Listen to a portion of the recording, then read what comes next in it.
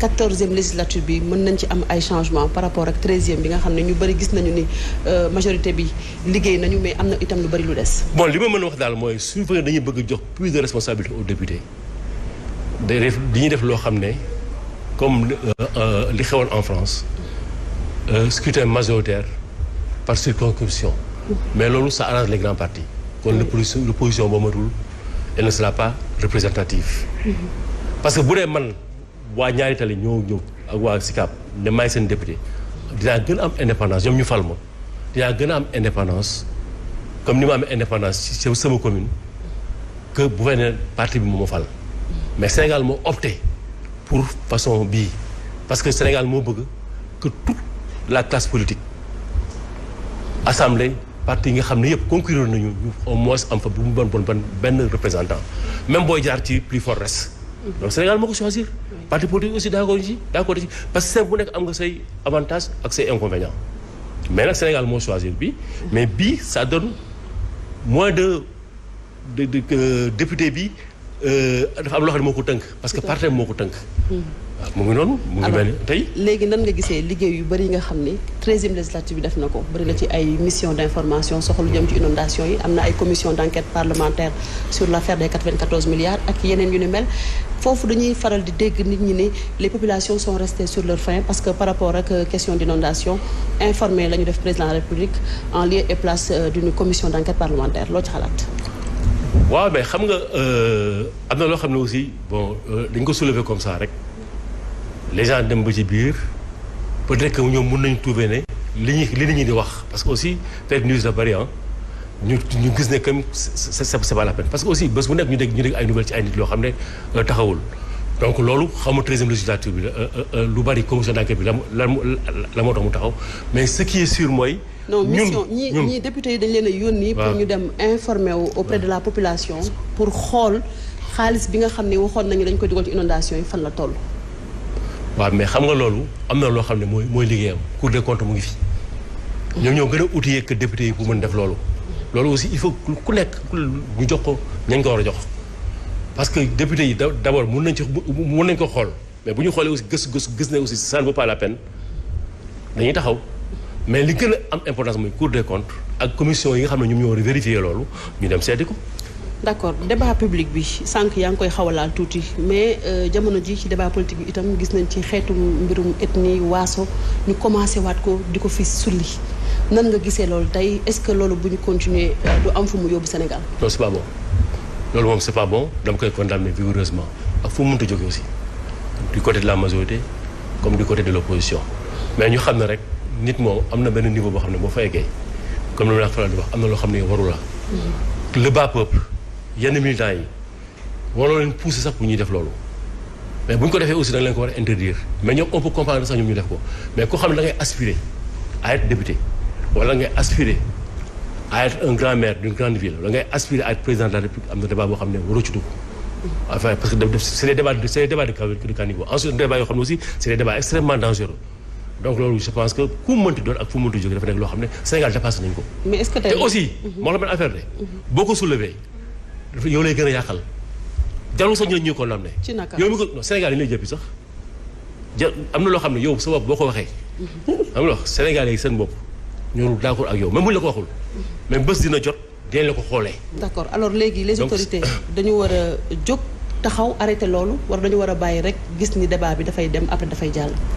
waaw mais je pense que arrêté ko moo gën mais arrêté ko mooy da ngay condamné. bu saaga amul dara amul am yoo xam ne dañ ko war a mën arrêter je pense que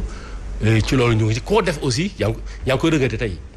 koo ko def tey yaa ngi koy regretter yaa ngi koy regretter parce que am na loo xam ne sur le plan électoral dafa xam ne dina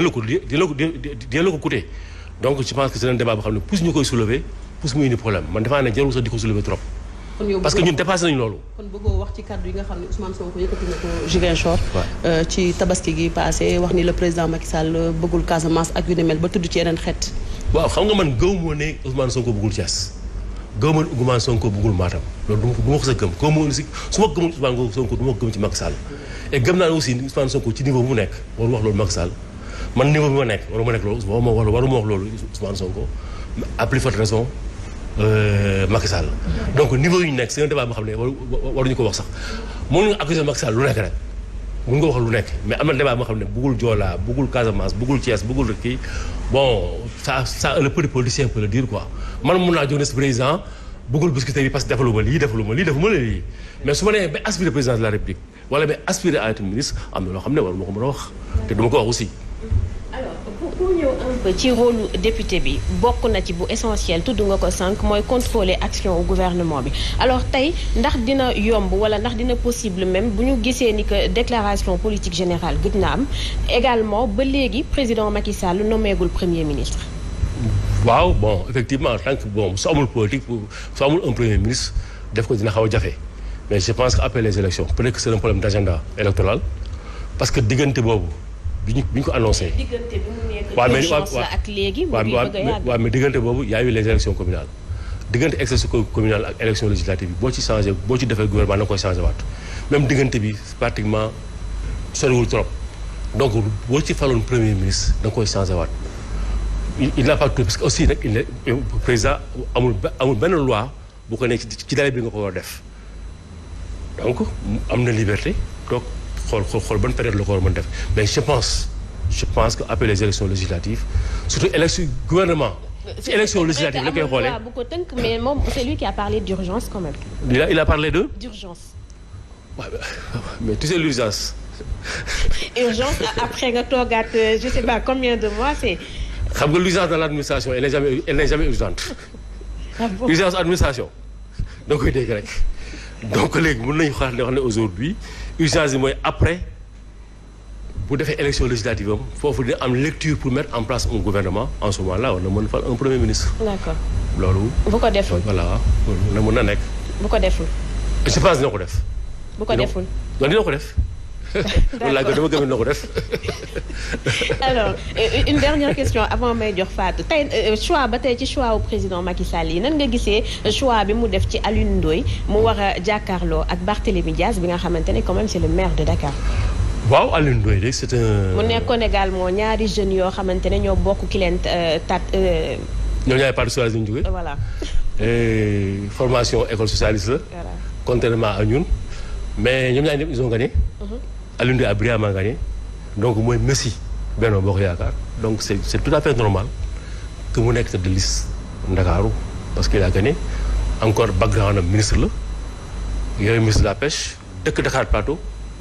te Ndakaaru boo ko seetloo boo ko seetee ba seet ko mooy bopp Sénégal am nañu ne sax mooy xoolu Sénégal bi man dama ne mooy bopp Sénégal parce que tey tabaski bi ñu jógee ñu bëgg a rey seen xarit baat bi lañu dagg te gay position bi aussi bu bëggee rey Macky Sall wala mu bëgg daaneel Benno Bokk Yaakaar Dakar la bëgg xoj moo tax seen manifestation ñu bu ko def Dakar bëgg paralyser Dakar donc Alioune Ndoye gagné Dakar xolu Dakar muy Dakar Plateau avec une très large victoire je pense que il mérite d'être tête de liste de la coalition Benno Bokk Yaakaar. d'accord loolu sama appréciation la et je pense que loolu bokk na ci léegi tax président jël ko. mais nag le choix d'un président kenn mënu xam lan la. mi ngi la koy laaj c'est-à-dire que le choix d'être maire et puis de vouloir être député mais en 6 mois parce que élection locale yi c'était le 23 janvier entre-temps bu nu ko xayma ci juróom-benn weer bëgg a jege juróom-ñaari weer lan nga def Biscuiterie lu tax nga yaakaar ne bu ñu demee peut-être ci élection législative yi war nga mën a bokk ci ñi nga xam ne dinañ teew assemblée nationale. waaw li ma def rek mooy yaakaar bi Biscuiterie yi amoon ci man ba porté ma à la tête de leur municipalité. peut-être damay commencé ci yaakaar boobu mooy dama juddoo ci quartier màggee ci quartier mosuma ko génn def fa ay réalisations yoo xam ne mooy c'est des réalisations personnelles. déjà li ma mën a wax rek du ma cité yëpp j'ai 28 mosquées 5 grandes mosquées dans toutes les 28 mosquées ak 5 grandes mosquées bu nekk def naa fa la ma fay liggéey dara pour ne pas faire de la publicité. fu nekk sa am na lu fa loolu def naa ko avant mais mu dugg en politique. ak yeneen yoo xam ne def naa ko fekk naa un club de navétane avec un budget de 1,5 million mu yóbbu ko un budget de 100 millions tey di faire liggéeyloo des jeunes près de 100 jeunes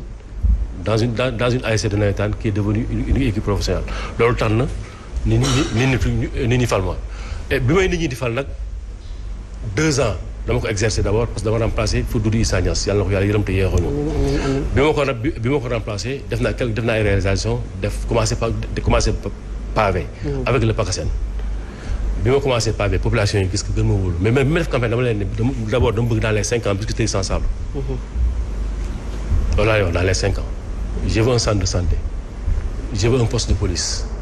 Qu'est-ce que cela veut dire? Cela veut dire que ñun suñu régime libéral ak régime parti socialiste bi ñu wax léegi defuñu fa loolu yëpp kon Biscuiterie intéressé en naat bien que Biscuiterie moo doon këru Ablaye Wade loolu defuñu ko fa léegi ñu war ko dabu mais bi ma faloo léegi pavage bi ñu ko commencé man maa ne woon en 5 ans mais gëm naa ne mën naa ko def en 2 ans loolu aussi li tax ma gën ma def sama rapprochement ak Macky Sall bokk na parce que Promoville dugg na fa commencé na di liggéey et yeneen bi mooy poste de police bi c'est en bonne voie ren secours yi daawul am Biscuiterie mais 2 ans yi ma jógee chaque année dama ko multiplier par 2 mais ren multiplier naa ko par 3 ensuite sur le social ñu ngi intervenir baax mais aujourd'hui loo xam ne Biscuiterie mosu ko am au niveau de l'investissement ñu ngi ci bu baax a baax donc waa Biscuiterie ñu ngi gis xam nañ ne metti na dund gi metti na tout ça mais gëm naa ne am nañu yaakaar benn lenn rek mooy li nga wax léegi mu leen jëm expliquer pourquoi ce virement là mais da leen wax ne que intérêt Biscuiterie la intérêt sénégalais la sénégalais bëggul violence sénégalais bëgg na jàmm sénégal bëgg na dem voter pare dem këram lekk ceebu jënam naan ataaya dem doxi ay soxlaam parce que man de 74 ba 2000 maa ngi participer ay élection di ci dox di ci wax